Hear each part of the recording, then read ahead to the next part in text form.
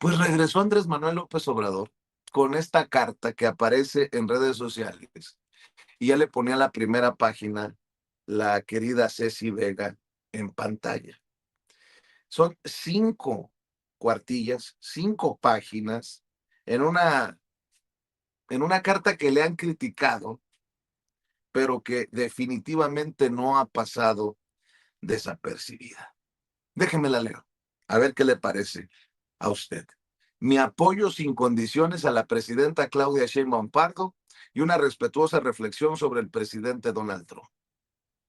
No me extraña que en la embestida del gobierno de Estados Unidos contra el de México se utilicen las prácticas intervencionistas y nada escrupulosas de siempre, ahora con el pretexto del combate a la migración y al narcoterrorismo.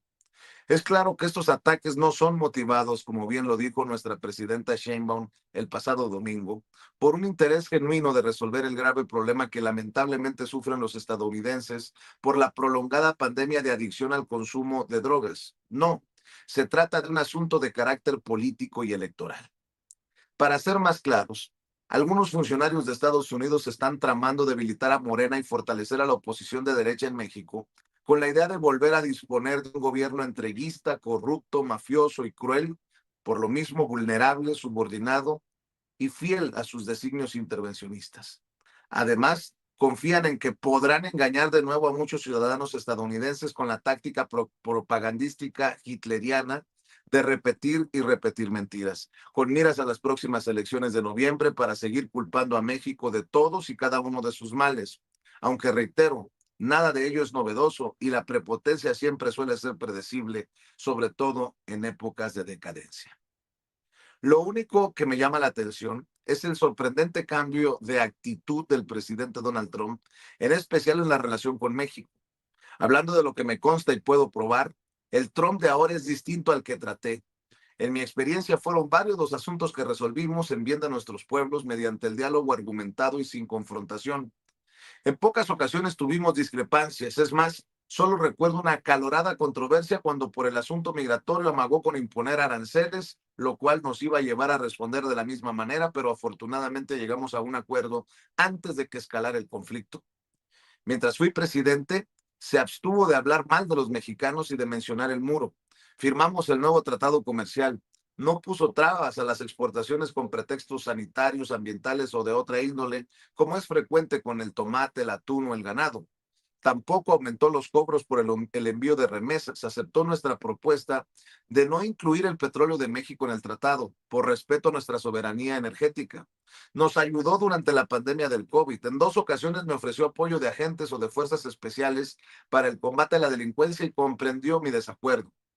Al final de su mandato era tan buena las relaciones y había tanta confianza en nuestro gobierno que cuando elementos de la DEA y del Departamento de Justicia, en venganza contra el ejército mexicano, fabricaron un expediente en contra del general Salvador Cienfuegos, secretario de la Defensa durante el gobierno del presidente Peña, y lo detuvieron en Estados Unidos. Solicité al presidente Trump que nos permitiera revisar las pruebas porque dudábamos de la autenticidad de las mismas, a lo cual accedió, ordenando que se radicara el caso en México.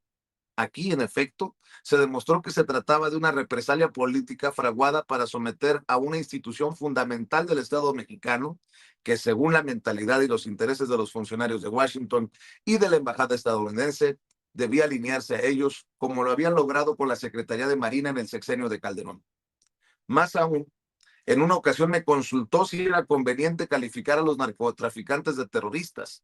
Le dije que no debía cometerse ese garrafal error y al día siguiente dio a conocer que había tomado en cuenta mi opinión y que no firmaría ningún ordenamiento legal en ese sentido. Tengo presente que le advertí lo que ocurriría y que ahora, luego de que lo hicieron cambiar de parecer, lamentablemente está sucediendo, no solo en México, sino también en otras partes del mundo, que con el simple señalamiento de narcoterrorista o de representar una supuesta amenaza para la seguridad de Estados Unidos, se cuenta con licencia para secuestrar, cazar y ajusticiar de manera extraterritorial a cualquier persona sin pruebas, juicio o sentencia alguna. Es como la ley fuga o el mátalos en caliente, la más abominable violación a los derechos humanos. Aquel Donald Trump En un acto público que celebramos en la Casa Blanca, reconoció que los migrantes mexicanos eran trabajadores y contribuían al desarrollo de Estados Unidos. Por eso me intriga y me pregunto, ¿por qué cambió tanto en pocos años el presidente Trump? Se podría responder que son otros tiempos y cambiaron las circunstancias, que se trata de su último mandato como presidente y que no está obligado a moderarse por no estar de por medio la reelección, o que sencillamente no ejerce como antes su liderazgo de manera directa y depende con mayor frecuencia en la toma de decisiones de sus inexpertos, resentidos y fanáticos consejeros que no son precisamente hombres de Estado.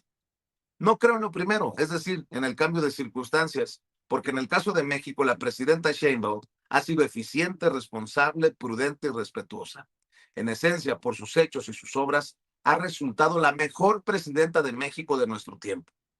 Tampoco considero que el nuevo modo de gobernar del presidente de Estados Unidos tenga que ver con el fin de su mandato, porque a una persona como Trump le interesa más la historia que el cargo y no le gustaría ser recordado como responsable de una crisis económica y de bienestar social que además causará la pérdida de elecciones a su partido y sobre todo el ser identificado como un mandatario atrabancado que se peleó con casi todo el mundo, incluido el Papa y hasta con sus vecinos de Canadá y México, nuestro querido país, de donde son originarios 40 millones de personas que viven, luchan con creatividad y trabajan honradamente en Estados Unidos y que aún agradeciendo las oportunidades que encontraron en esa gran nación, nunca podrían olvidar la lección, parafraseando a Calle 13, según la cual el que no quiere a su patria, no quiere a su madre.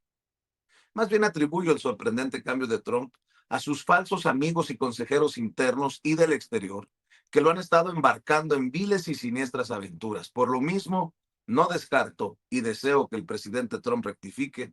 Ojalá que vuelva a gobernar como antes, con entusiasmo, de manera personal, no delegando lo fundamental, confiando en su juicio práctico y en su instinto certero, y que mande al carajo a las rémoras que lo rodean y a Susan.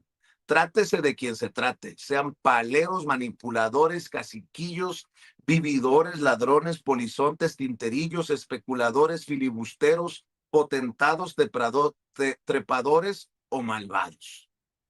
Por el bien de todos, que regrese el otro Trump.